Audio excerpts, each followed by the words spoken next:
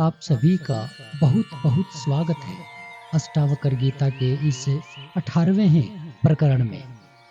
जब भीतर पूर्णता उतरती है तब बाहर कोई भी स्थिति, समाज, कार्य या विरक्ति उस पूर्णता को छू भी नहीं सकती।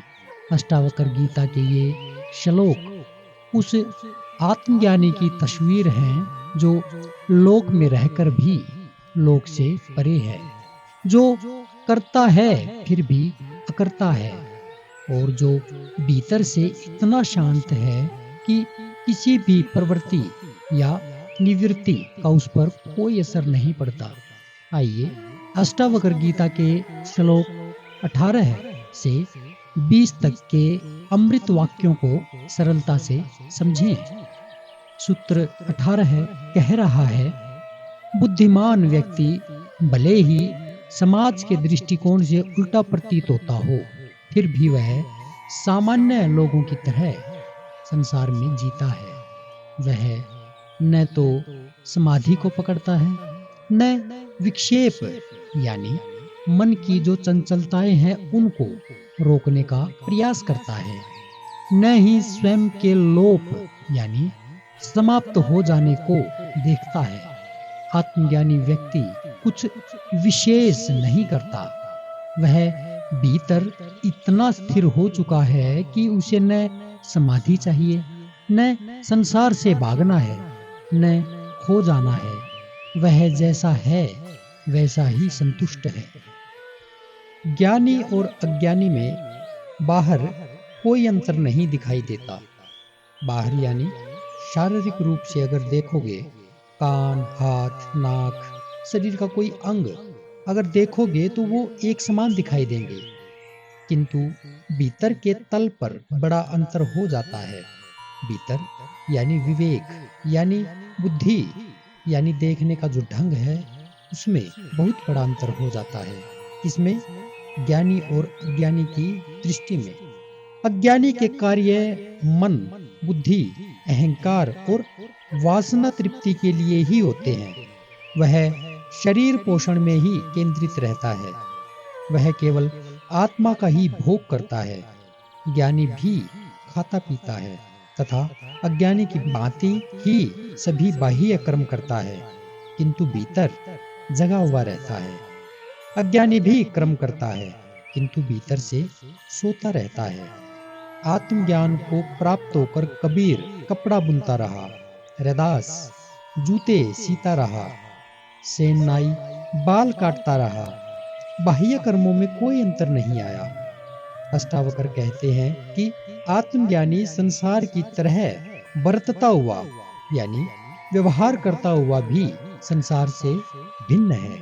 यह भिन्नता भीतरी है, बोध की है। ऐसा ज्ञानी धीर पुरुष मुक्त है।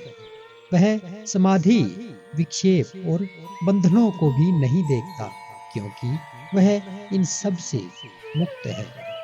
अगला सूत्र 19, इसमें अष्टावक्र जी कह रहे हैं, जो ज्ञानी पुरुष तृप्त है, भाव अभाव से रहित है, वासना रहित है, वह लोक दृष्टि से कर्म करता हुआ भी कुछ नहीं करता। इस श्लोक में भी वही बातें फिर से कही गई हैं जो सूत्र 18 में कही गई हैं। क्या कहा? अहंकार वश कर्म करने वाला ही करता है। इस बात को थोड़ा सा अंदर तक ध्यान से जाने दें। अहंकार वश कर्म करने वाला ही करता है, क्योंकि जो कर्ता का भाव है वो बिना अहंकार के नहीं निकल सकता। पर जिसका कोई अहंकार नहीं, जिसकी कोई वासना नहीं, जिसकी कोई फलाकांक्षा नहीं, वह कर्म करके भी कोई अपेक्षा नहीं रखता। उसके भीतर कोई भी पकड़ नहीं रहती। इसके विपरीत जिसका कर्म अहंकार से निकला है उसमें सारी पकड़ें मौजूद हैं। जो भाव और अभाव की चिंता से रहित है, ऐसा व्यक्ति कर्ता नहीं है। कौन? जो आत्मज्ञानी है वो। वह संसार में कर्म करता हुआ भी उसे सदा अलिप्त रहता है, क्योंकि उन कर्मों से प्राप्त फलों को वह क्षणिक और असत्य समझता है। उसे जब शाश्वत सुख और आनंद की प्राप्ति हो गई है, वह अपने आत्मानंद में तृप्त है, तो क्यों वह इन अनित्य भोगों के प्रति उदासीन होगा? किंतु संसार की भांति वह भी कर्म करता है। कौन? आत्मज्ञानी। और भीतर से अछूता रहता है, कोई कर्म उसे नहीं पकड़ता, इसलिए वह कर्म करता हुआ भी कुछ नहीं करता। सूत्र 18 की बातों को और आगे थोड़ा सा व्याख्या करके सूत्र 19 में बतलाया गया है। इसी के साथ हम आज के अंतिम 20वें सूत्र को जान लेते हैं। इसमें अष्टावकर जी ने कहा है, धीर पुरुष प्रवृत्ति अथवा निवृत्ति में दुराग्रह नहीं रखता।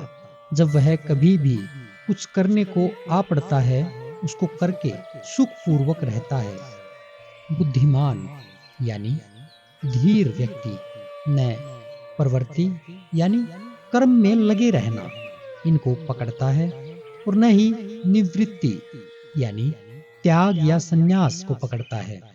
सीधे शब्दों में अगर कहा जाए तो जो बुद्धिमान है, जो धीर पुरुष है, जो आत्मज्ञानी है, वह न तो कर्म को पकड़ता है और न ही त्याग अथवा संन्यास को पकड़ता है। वह जिस क्षण जो कार्य आ जाए उसे कर देता है और फिर उसमें टिक कर शांत रहता है। आत्मज्ञानी को न कोई आग्रह होता है कुछ करने का, न कुछ न करने का कोई आग्रह होता है।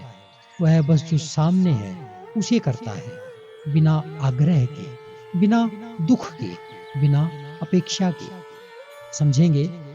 देखिए, ज्ञानी पुरुष कर्ता व्याधि अभिमान से रहित हो जाता है।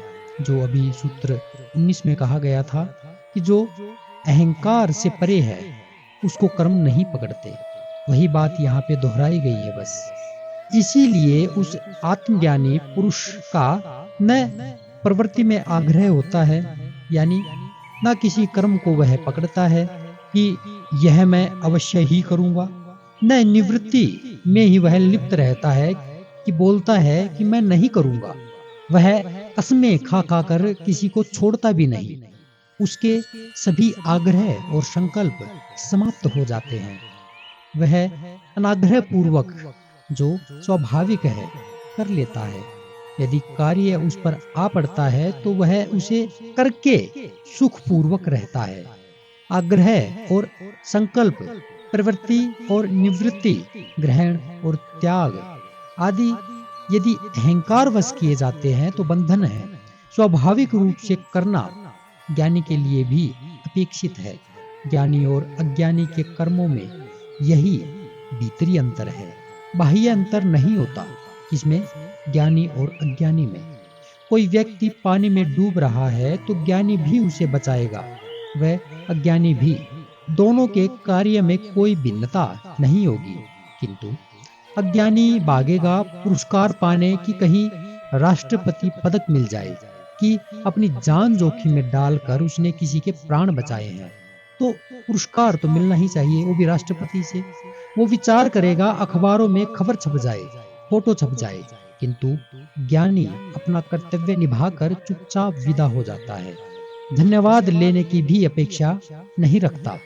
वह नहीं कहता कि मैंने तुम्हारे साथ इतना उपकार किया, तुमने धन्यवाद भी नहीं दिया। ऐसी उसके भीतर कोई भी कल्पना नहीं रहती, और गुस्से में आकर वो ये कहे कि तुम बड़े दुष्ट हो, अगर मैं तुम्हें नहीं बचाता तो तुम मर जाते। ऐसी बातें वो नहीं करता। और यही भीतरी अंतर है दोनों में, ज्ञानी और अज्ञानी में।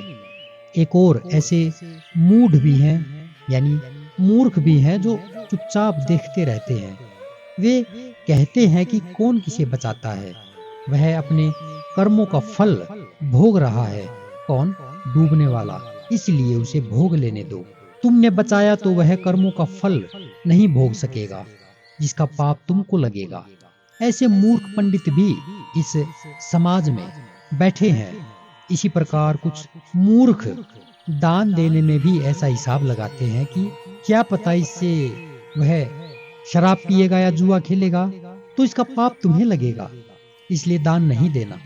ऐसी मूढ़ मान्यताएं कहीं कई अज्ञानी बना लेते हैं। अहंकार रहित और स्वभाव रहित रूप से फलाकांक्षा रहित होकर किया गया कर्म ही मुक्त करता है। एक बार फिर सुनिए, अहंकार रहित और स्वाभाविक रूप से फल की आकांक्षा से रहित होकर किया गया कर्म, किया गया काम ही मुक्त करता है, जो स्वभाव से होता है, अपने आप होता है। तो अष्टावकर जी का यह उपदेश हमें बताता है कि पूर्णता कोई उपलब्धि नहीं है, बल्कि स्वाभाविकता है, जहाँ कुछ भी पकड़ना नहीं है, छोड़ना भी नहीं है। जो आ जाए कर दो और जो चला जाए जाने दो। न साधना की चिंता, न संसार की पकड़, बस होना, साक्षी होकर, शांत होकर। यही है ब्रह्म स्थिति। अगर आप भी सत्य के इस पथ पर साथ चलना चाहते हैं तो सीधी चोट से जुड़े रहें। तो कल फिर मिलते हैं अष्टावकर गीता के नए सूत्रों के साथ। तब तक के लिए नमस्कार।